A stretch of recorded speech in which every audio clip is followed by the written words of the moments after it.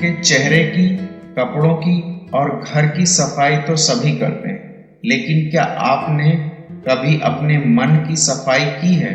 जी हाँ, तुम्हारे मन की, जहाँ ईर्ष्या, द्वेष, लालच, नफरत, धोखा और ना जाने कितने ही ऐसे अलग अलग तरह के विकार उत्पन्न होते हैं, जो सिर्फ तुम्हें ही नहीं, पूरे समाज और देश को दूषित करते हैं। मन को साफ करना उतना ही आवश्यक है जितना जीवन के लिए स्वच्छ हवा।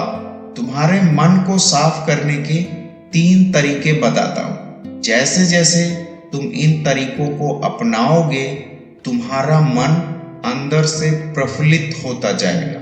तुम्हारे चारों तरफ पॉजिटिव एनर्जी का एक ऑरा बन जाएगा और इसकी चमक तुम्हारे चेहरे पर कुछ ही दिनों में दिखाई पड़ने लगेगी।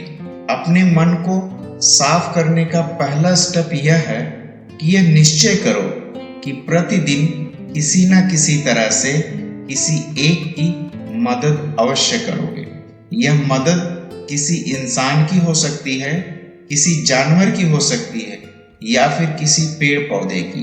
अपने घर के पौधों को पानी तो हर कोई पिलाता है, तुम किसी बाहर के पेड़ पौधे को पानी देकर देखो। गाय को बासी रोटी हर कोई खिलाता है, तुम अपना लंच शेयर करके देखो।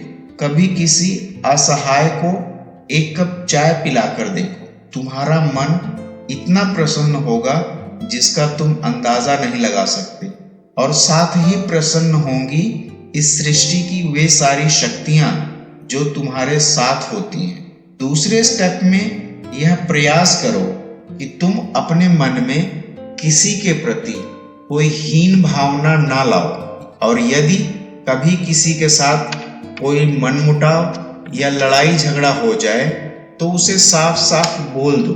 इससे तुम्हारे अंदर क्रोध और ईर्ष्या जैसे विकारों को पनपने का अवसर नहीं मिलेगा। लेकिन कई बार साफ साफ बोलना संभव नहीं होता।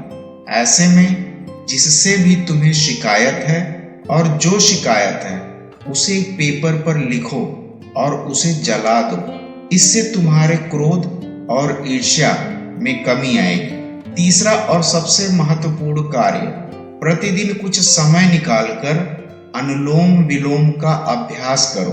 कुछ समय इसका अभ्यास करने के बाद तुम महसूस करोगे कि तुम्हारे अंदर जैसे एक अग्निकुंड प्रज्वलित हो गया हो, जिसके अंदर तुम्हारे अंदर के सभी विकार स्वतः ही जलते जाएंगे और तुम अंदर से पवित्र होते जाओगे। तुम्हारी आत्मा शुद्ध और निर्मल होने लगेगी। तुम्हारे जीवन की परेशानियां तुम्हें छू भी नहीं पाएंगी। तब तुम अपने जीवन के असली मकसद को समझने का सही प्रयास कर पाओगे और यह जान पाओगे कि तुम कौन हो और तुम्हारे जीवन का लक्ष्य क्या है।